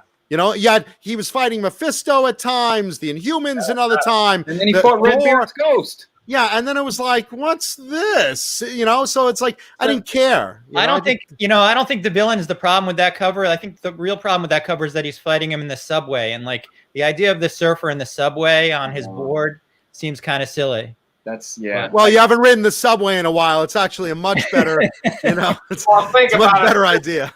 Well, think about it, Glenn. It is a guy who is silver riding a surfboard. I mean, I don't think the subway is silly. No, and I like the good point. Surfer's 13. one of the greatest characters ever, man. It's, No, he is, but he shouldn't have to ride the subway. I mean, whose mind would think that up? That's how amazing Jack Kirby was to think that up. Absolutely. Oh yeah. But I don't Yeah, like the it's subway fine. either. Surfer in the subway. How unbelievable. No, but I like the 13 cover, but the surfer's this big.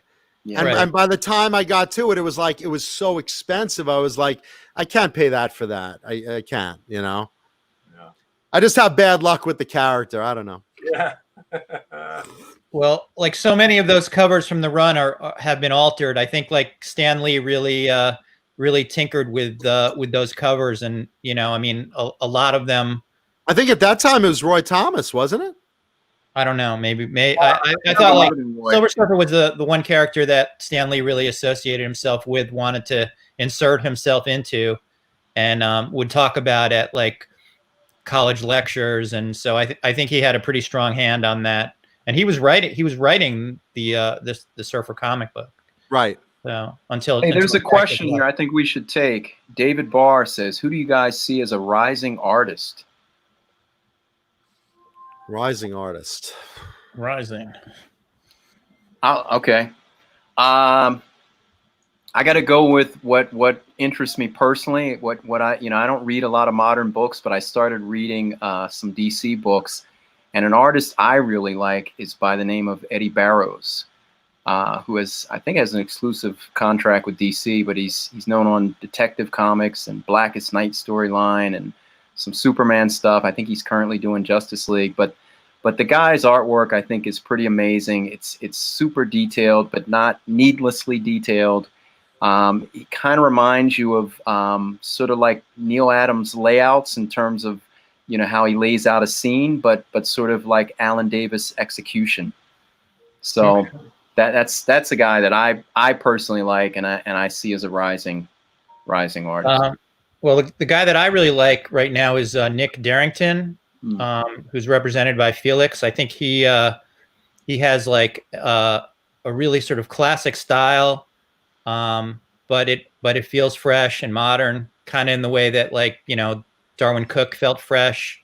I think that his interpretation of characters and classic covers, just look terrific. So he's a guy that I pay attention to, and I have 3 of his Batman covers because so. Hey, we got that in common, because that's what I like for Barrows is detective. Well, you guys should work. That's what the guy's drawing right now. I mean, if he were drawing Spider-Man, or I'd prefer to see him doing Marvel stuff. But you can only pick up what the guy's doing. So. It's available. In turn with you guys, he's been around the hobby for a long time. A guy I've liked for years is Kyle Holtz. A lot of guys don't know him. I think he had a studio with Kelly Jones. To me, he draws just like Kelly Jones, and Kelly Jones is up here, and very few people hear of Kyle Holtz. And he's been doing some DC stuff for Batman, and now he's becoming more popular. But I've loved it. I always thought he was a great horror artist, and he did a lot of independence. He worked for Marvel and DC and things like that, and he did Hulk for a little bit. But I thought his horror stuff was good, and I don't know why Marvel or DC didn't have him doing a horror book, because I think he draws horror stuff phenomenally. But it's in the Kelly Jones style. Kyle Holtz, Hotz. I think he's a great artist, and he's very underappreciated in the hobby. Who's been drawing Green Lantern lately? Is it Ivan Reis? I think Liam is it Liam Sharp is doing the book with Grant Morrison. Is that who's on it right now? I think so. Because I didn't know his name, but I like his artwork.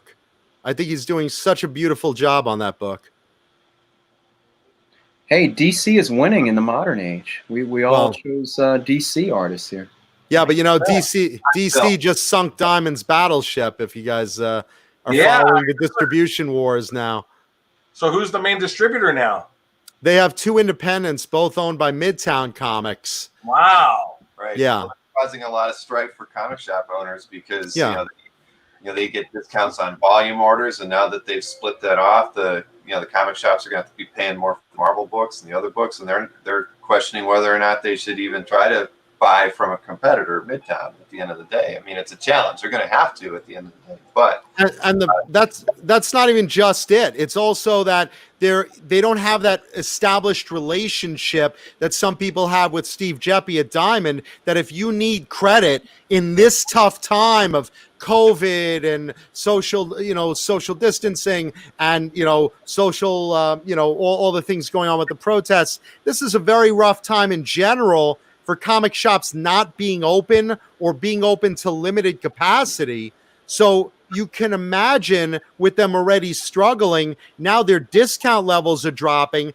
The credit they might need to survive, they're not getting with Midtown the way they did with an established relationship with Diamond. And those discounts, a lot of dealers may be really hurt by this move. And you know, DC doesn't care. They're owned by AT&T now. You know, this is like this big to them. They really don't care. Right. Wow. And Darrington would have been my pick too, Glenn, by the way. Oh, okay. Yeah. Well, you have good taste, Bill. Thank you. You do too. Hey, there's another interesting question here. Chuck Arnold says on Liefeld's podcast, he said, burning the page of Perez's pencils in the X-Men Annual 3, uncredited. Do you all know of any other pages like that? What is this again? I don't know if you can see the live comments, but I can't. Chuck Arnold. I'm just gonna put it on. There we go. I still can't read it. It's like microscopic on my screen. Chuck Arnold asks, on Liefeld's podcast, Liefeld Okay. said, burn inked a page of Perez's pencils in X-Men Annual 3 Right. that were uncredited. Do we know of any other pages like that? Specifically, where burning Perez? No, I think in general. I think he's talking in general. Uncredited. Where another artist worked on a story and he was not credited for it. Sure. I mean, the Krusty Bunkers, if you look at that, Krusty Bunkers was like a handful of studio artists just kind of teaming up. It's like, hey, Milgram, you do a page. Starlin, you do a page. You do a page. Kaluta, you do a page. And they just kind of all got together and helped finish a book here and there, you know, without really being credited other than the Krusty Bunkers group, you know? I mean, That it's a happened. little. Oh, go ahead. No, go ahead, Mike. No, I was just gonna say, just real quick, just because I know on the Spider-Man daily strips, you know, people know that John Romita drew from 77 to 1980, and then Larry Lieber took over. But I know in 82, 83, and 84, John Romita inked a lot of the strips uncredited. So there's times I could just see figures and know that John worked on them. And a lot of people would always question me, and I would even say, I go, hey, I got them from John. And I even bought some from Mitch Ickowitz years ago, and he goes, I got these from John. John worked on them. And but I mean, before I was more affluent to his style. So I'm just saying, you know, it probably happens a lot, particularly on the strips. I'm not sure so much on the comics, but I know like for 3 years, he inked the strip uncredited at times, not all the time, but things like that. And I'm sure in the comics, it's probably happened as well. I would Yes. say back in the bullpen in the 60s at Marvel, that happened a lot. I mean, you can Marie Severin, probably. Reset, but I mean, you can look at like Kirby stories, for example, and one page, you know, you're looking through an entire book and one page to the next, the inking style is drastically different. But, you know, like let's say Chick Stone was credited with inking, but you look at this page, you go, there's no way Chick Stone inked this page. This looks like Frank Giacoya or, you know, take your pick. There's plenty of examples like that. I've been saying that for years, that just because something is credited, it doesn't mean it's inaccurate, but there are often times, particularly when you're talking stories and deadlines, where there is another hand in that story, and you need to be able to recognize that. And something just amazing that just came up. I don't know if people know. I mean, I spent out the butt. You know, I bought the Spidey 41 splash in the last Heritage for 180 grand. And for years, I've always said, Esposito inked 39 really well. He inked 40 really well. He was the inker on 49, 50, 51, 23. All of them are inked really, really well. But 41, the inking sort of sucks. The first Rhino, it's off. I go, why did Esposito do a great 39, a great 40? And then it's unbelievable. I don't know if you guys noticed it or not, but the splash in Heritage, the comic book gave Esposito credits. Right. The original art says Dick Ayers inker. Yeah. Wow. The actual art. And I'm going like, well, that makes a lot more sense. Not that I'm nothing against Dick Ayers, but he just didn't do Spidey. I mean, the webbing, a lot of stuff in 41 is just funky. That is not on 39 and 40 in the later books. And the comic book yet says Esposito, and yet the original art has Dick Ayers as the inker. And I go, I'm going to ask John next time I see him if Dick Ayers actually did ink him on 41. No, I never would have known without seeing the splash of the art. Mike, why do you think that? Realization. Why do you think that Marvel would have changed the credits in the published? That boggles my mind. But it's on the comic book, the 39. But the original art has Dick Ayers in the actual art. In the 41. Yeah, I noticed that. And we noticed that. Heritage. Blew me away. And I always wondered that. I just said Esposito must have had a bad day on 41 because 39 and 40 looked fantastic, and then he inked 49 to 53. All of them look fantastic. Yeah, no, Dick Ayers is a fantastic inker, but his style is more suited for Jack Kirby than John Romita. Totally. That's what it is. Yeah. Yeah. And Roz Kirby used to ink Jack Ghosting. True. Their kids told me they used to watch as their mom would like just help Jack just take the brush and just ink out. Jack may do some of the lines or leave it open, but she'd do some of the bulky stuff just to get it done. Yeah. Sure. Yeah. And then you have people that would do it under fake names. Rich Buckler worked at DC under contract, but he went to Marvel to do work under, what was his name? Voldar? Voldemort? No. Voldemort. Vladimir? No. Valadar. I think it was Valadar. Yeah. Valadar. Yeah, Valadar. And that was Rich Buckler. And then Ernie Chan, Ernie Chua, same thing. Well, that was a birth certificate mistake with that. Yeah. Well, he wanted to sound more American, and he went with that, and then he started changing it back. Well, we all know the 60s stuff. Adam Austin was Colin, Mickey Demio was Esposito. Gil Kane had a fake pen name too, didn't he, for a little bit? Who was Gary Michaels? Wasn't there a Gary Michaels? That might have been Gary Michaels. Might have been Gil Kane. Yeah, I think. But Adam Austin was Colin Demio. And John always said, you know why they did that, right? You know why? Well, Romita told me, because the companies would get rid of them. Marvel and DC, they would change the name so the other company didn't know they were working for both companies. Right.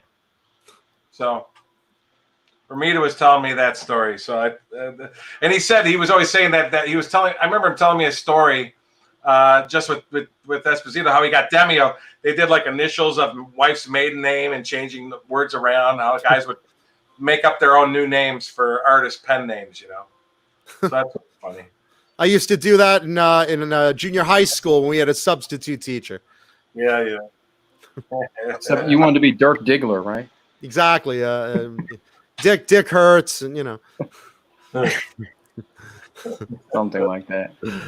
All right, well, Bill, this one is for you. This is my favorite Nick Darrington. I featured that on CAF one day. Yeah. Believe it or not. I think it's around the first of the year, right? I think when you put it in your gallery. I think so. I don't remember exactly, but I'm pretty happy with this one. No, that's brilliant image. He's a new guy doing the new stuff. Yeah, well, he's been around for a while, but he did this run with Brian Bendis for DC. It was like a 12-issue thing that he did. I just think it's really great stuff. So it's funny. Larry again says Byrne and Perez are new guys for him, which nah. some of us used to joke. We'd say new art, and then you have to start correcting yourself because this stuff I'm calling new art is like 25 years old. Right. Well, I'm with Mike. What he said I guess it was last week when you were like anything after like 1990 is like modern art or new art. I consider that modern art. Yeah. I agree. Well, they had Copper Age. I always wondered the years. I always look online. Did you ever look on Wikipedia? They have it. I said, when do they say the Silver Age is? They have the Silver Age at 70 to 84. I thought it was interesting. They call the Copper Age 85 to 94 for comic art. I thought that was interesting. Wikipedia had that. Somebody put that in there. So that's an ongoing debate. So it's always debatable. But I always said, I don't know what you would call post 94 then. What do we have, a Gen X and a Gen Z type of art eras? I don't know what's after the Copper Age. It's usually it gets named later. It's whatever it is now. It's all formed under modern, like you said. And later on, somebody will look back and say, this is the age of blah blah blah. Well, I said that's the age where I hate where they did everything digitally. I said you guys will probably all agree with me. I hate not seeing logos and word balloons on covers and pages nowadays. I miss those days. Well, Will and I are millennials, so we can't relate to. That's right. You're 29, so you don't understand. Yeah. I think in that picture I was millennial, but now I'm not so sure. It doesn't work that way, Will. That's the new math. The Benjamin Buttons disease going on, Right. Rob Liefeld has it too. Look how old he doesn't look. He's He looks good. He looks amazing. What are you kidding? The guy is like, I know. what is he now? 25? I think he's actually younger than Will and I. Well, he's actually 65, but he's Benjamin Button's thing happening. So No, Rob looks amazing, man. Good genes. All right. Well done. Well, I see what you did there.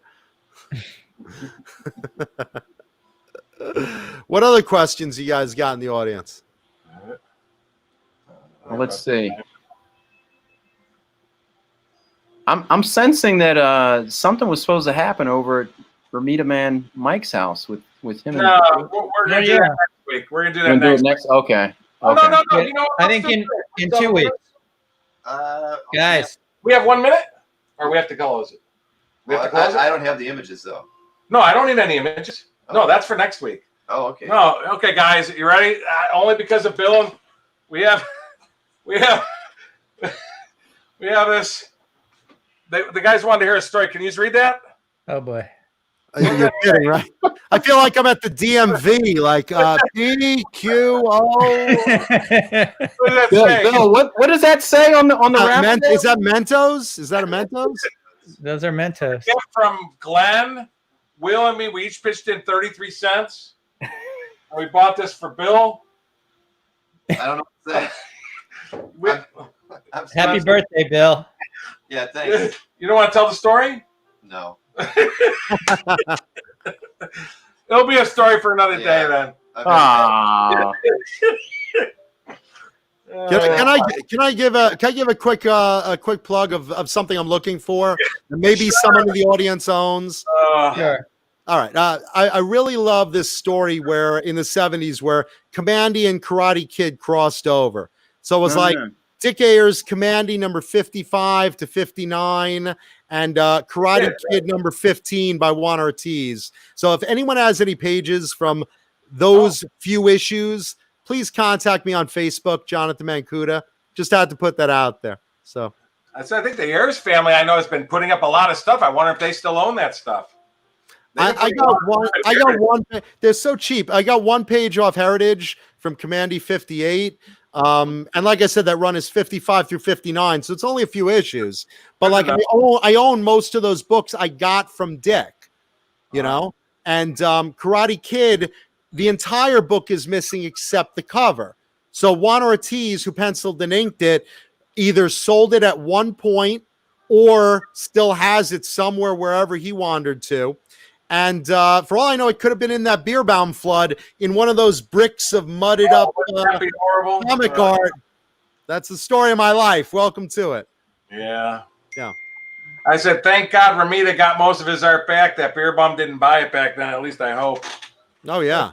company man. That was the advantage of being a company man. Oh, I agree. It definitely helped being art director for sure, getting your art back. Jazzy John. You know, Mike, I'm just realizing that when I saw Stanley as a kid, Ramita was there with him. Yeah. And a lot of those stacks of art were probably right from Marvel. I'll bet Ramita at that time had tons of his own stuff in that room that day. I was going to ask what year roughly that was. Because I know you said you were very, very little. I was a wee sperm. I want to say 76 maybe. Oh wow! And I remember there's another person in the hobby. I won't mention his name. There's another person in his hobby that was there at that same place that day that I reminisce with. I said, "What do you remember?" He's like, "All I remember is I walked in. It was like a studio building. It was a small building, and all around was tables with stacks of art about yay big." I was like, "That's it. That's it." And I was like, "Yeah, well, you know, I don't know if it's the same show or not, but you know, Collector. I don't think he'd mind me sharing. You know who Collector Nathan Rose is, right? That's who it is. It's Nathan. Oh, okay, because Nathan told me the same story. It's Nathan. Stanley was at a comic store. He had stacks of comic art. Nathan probably would have been at least mid-teens, early 20s, right? When you were Nathan, and he even said, he said $10 a page. There literally was 10-inch high stacks. You could buy whatever you want. Everybody everywhere. wanted the comic books. Nobody looked at the comic art. They looked at All it. around the room, pile, pile, pile, Yeah. pile, pile, pile. I mean, there So- must have been literally, I would estimate like 20 something piles this big of comic art. And like I said, as a kid, all I wanted was the thumbtack Tomb of Dracula that they wouldn't sell me. Yeah. Hey, you So I know, wonder that- if that's the same thing that Nathan was at. It might have been the same show. That's No, it was a one-day thing. That Nathan and Yeah, I were there had to be the together. same. Oh, that okay. day. Because I It was remember a him telling me one-time that story. appearance. Yeah. It was a one-time appearance. We were there the same day. Wow. One That's something. time. That's something. Crazy, right? But And just just, to show you how Stan had picked, my whole point was people wonder where all the art went. Stan would just take whatever, and I'm sure a ton of it. I know I'm sure- John Romita told me how John Romita would always say, he goes, it didn't bother me a lot. He goes, every time somebody came into the office, John Romita would give him a Spidey daily, or a piece of art. Sure. Because scripts were smaller, so as Stan figured, they're worth less than a page. So he goes, people got a page of art or a Spidey daily. Anybody that came in the office, Stan gave him a piece of art. Well, a lot of times the tours that they had, kids coming in, they would every time you left, you got a page, page. At DC, if you wrote a letter, there they were. Julie Schwartz would send you a cover or something. And, back in the 40s, remember that story that I think, I think Craig Flessel told it to me, that back in the 40s in the DC offices, there was rain coming through the ceiling during a time and the floor was getting flooded. They took literally covers and pages and were sopping it up. That's it. It was garbage. I have covers. Real quick, I have a similar story, almost exactly the year. As a guy, he's probably in his 70s now. His father drew a strip back in the 50s. He said in the middle 1950s, around 1955, his father was a strip artist. He went to DC. It was in the wintertime. They were all walking on this white stuff. He lifted them up. It was all comic art on the opposite side. And he's even back. He goes, even in the 50s, my father and I were saying, what are you doing? This is beautiful art. You shouldn't be using it as mats. And the DC people just laughed at him. Well, remember, DC specifically, Marvel used to at least inventory it for reprints and warehouse it. DC specifically gave the pages and the gophers, take this pile, cut it up, and bring it to the dumpster. And luckily, Marv Wolfman, who was an intern at the time, he's like, I couldn't bear to see the first story featuring the Atom destroyed. So he cut it up and put it in his pants leg. And he, on a daily basis, he would take these cut up panels home and tape them back together just to save them. Yep. I remember go home and she'd say, "Are you happy to see me?" Yeah, right.